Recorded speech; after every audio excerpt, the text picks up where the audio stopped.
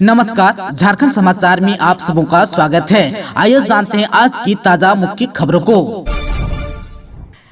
कानून से ऊपर कोई नहीं, सीएम हेमंत सोरेन को ईडी का समन और जेएमएम के विरोध पर बोले राज्यपाल सीपी राधाकृष्णन।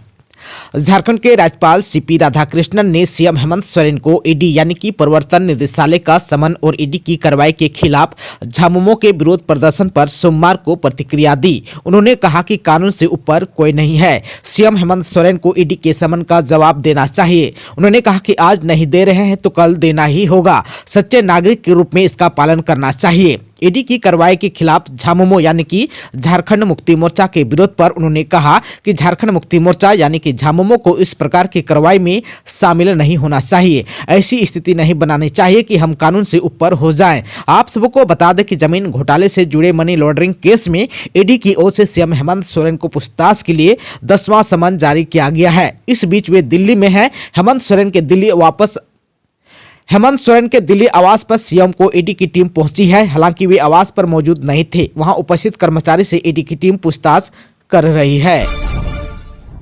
हेमंत सोरेन के दिल्ली आवास पर ईडी रांची में जेएमएम की बैठक, मंत्री चंपई सोरेन और मिथिलेश ठाकुर भी पहुंचे। झारखंड के सीएम हेमंत सोरेन के दिल्ली आवास पर सोमवार को ईडी की टीम पहुंची। इस दौरान मुख्यमंत्री वहां मौजूद नहीं थे।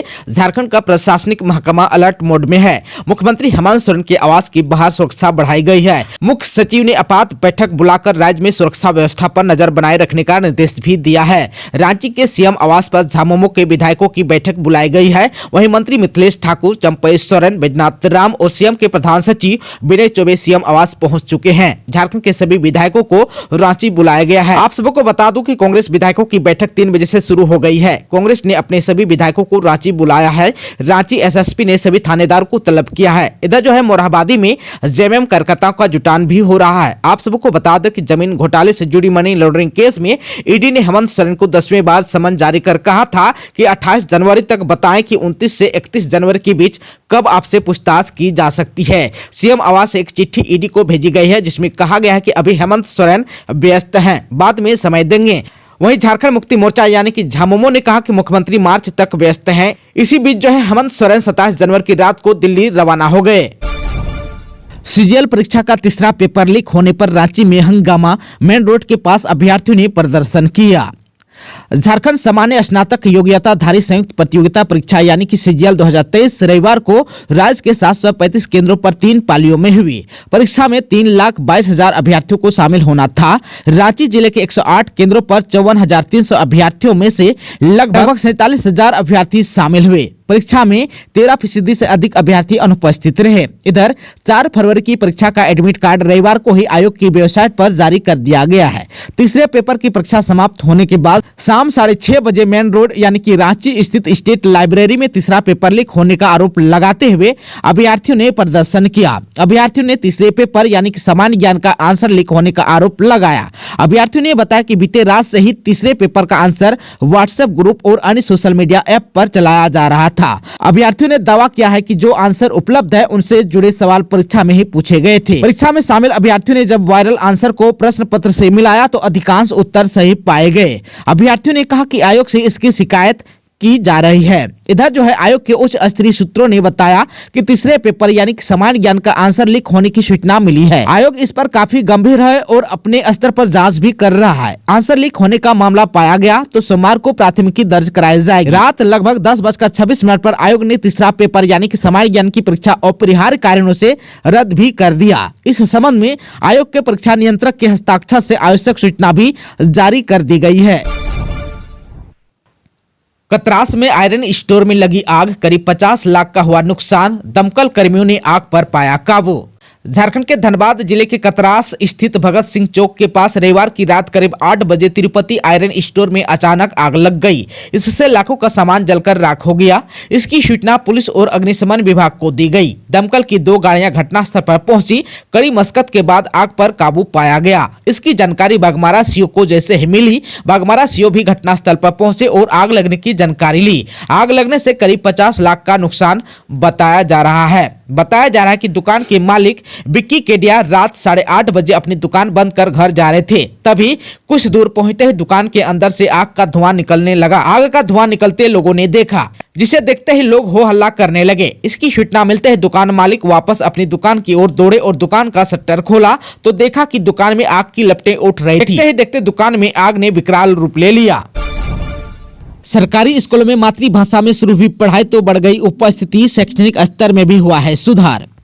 झारखंड के सरकारी स्कूलों में प्राथमिक कक्षा की पढ़ाई मातृभाषा में शुरू किए जाने का असर बच्चों की उपस्थिति से लेकर उनके नामांकन तक पड़ रहा है। राज्य के 6 जिलों के 250 स्कूलों में पायलट प्रोजेक्ट के तहत 5 जनजातीय भाषाओं यानी कि मातृभाषा में वर्ष 2023 में पढ़ाई शुरू की गई थी। इनमें से 72% स्कूलों में बच्चों की उपस्थिति बढ़ गई है। इन विद्यालयों में कक्षा 3 तक के बच्चों की उनकी मातृभाषा में पढ़ाई की सुविधा दी गई। इसके लिए किताब भी अलग से तैयार की गई। झारखंड शिक्षा परियोजना स्कूलों में मातृभाषा में पढ़ाई के प्रभाव का अध्ययन कराया गया। रिपोर्ट्स के अनुसार स्कूलों में बच्चों की उपस्थिति के साथ साथ नामांकन में भी सुधार हुआ। विद्यालयों में नामांकन के साथ साथ छात्रों की तुलना में छात्राओं का नामांकन भी बढ़ा है। विद्यालयों में बच्चों की उपस्थिति में भी सुधार हुआ है।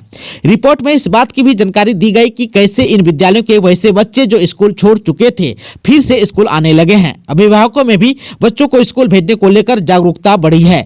मातृभाषा में पढ़ाई शुरू होने से अभिभावक भी बच्चों की पढ़ाई पर पहले की तुलना में अधिक ध्यान देने लगे हैं।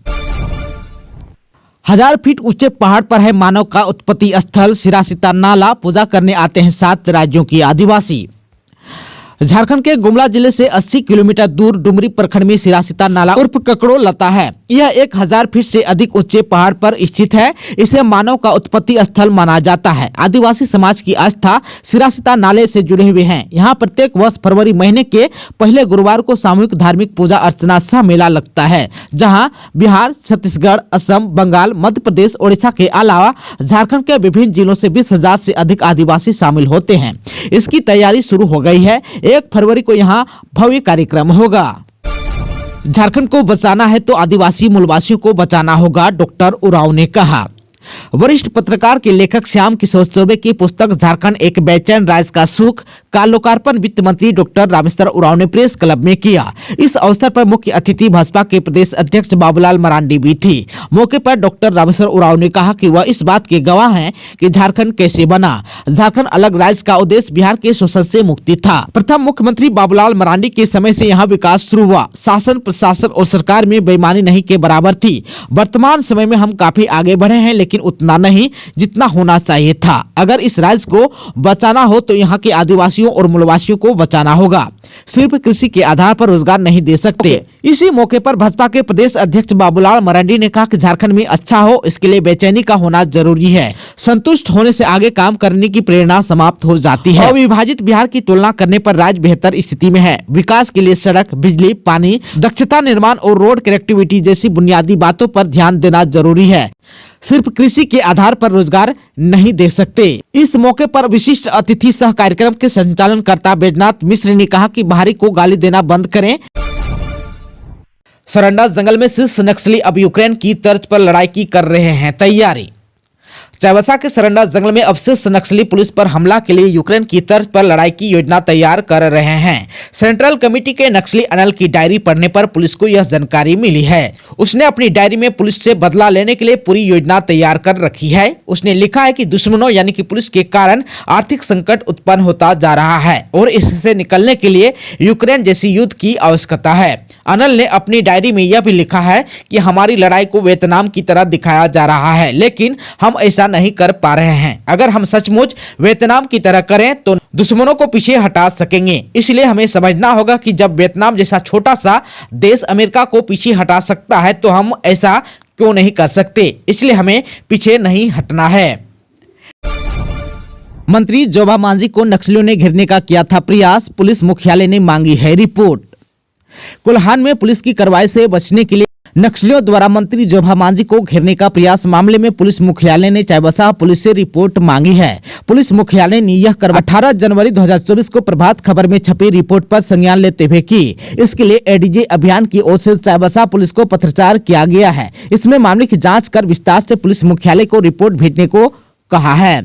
आप सबको बता दूं कि जब कोल्हान के जंगल से नक्सलियों को खदेड़ने के लिए पुलिस ने लगातार नक्सलियों के ठिकाने पर बमबारी शुरू की थी, तब नक्सलियों ने ग्रामीणों के सहयोग से इसका विरोध शुरू किया था, क्योंकि नक्सली अपना ठिकाना छोड़ना नहीं चाहते थे। नक्सलियों ने ग्रामीणों के सहयोग से कई प्रकार के आंदोलन भी किए। इसमें नक्सलियों ने करीब 50 से 60 लाख रुपए खर्च भी किया था। साथ ही नक्सलियों ने पुलिस की कार्रवाई को रोकने के लिए जोबा मांझी को घेरने का प्रयास किया था। इतना ही नहीं, नक्सलियों ने जोबा मांझी के घर के बाहर ग्रामीणों को भेजकर प्रदर्शन भी करवाया था। साथ ही पत्र लिखकर विरोध करने पर विचार किया गया था, लेकिन किसी कारणवश नक्सली अंत में पत्र नहीं लिख सके थे। पुलिस को रोकने के लिए अपनी इस नीति का खुलासा सेंट्रल कमेटी के नक्सली अनल ने अपनी डायरी में किया है। दोस्तों, अभी तक आपने चैनल को सब्सक्राइब नहीं किया है तो प्लीज चैनल को सब्सक्राइब कर बेल आइकन को प्रेस कर दीजिएगा, ताकि खबरों का अपडेट आपको मिलता रहेगा। इसके साथ ही आज के खबरों में बस इतना ही। हमें दीजिए इजाजत। नमस्कार।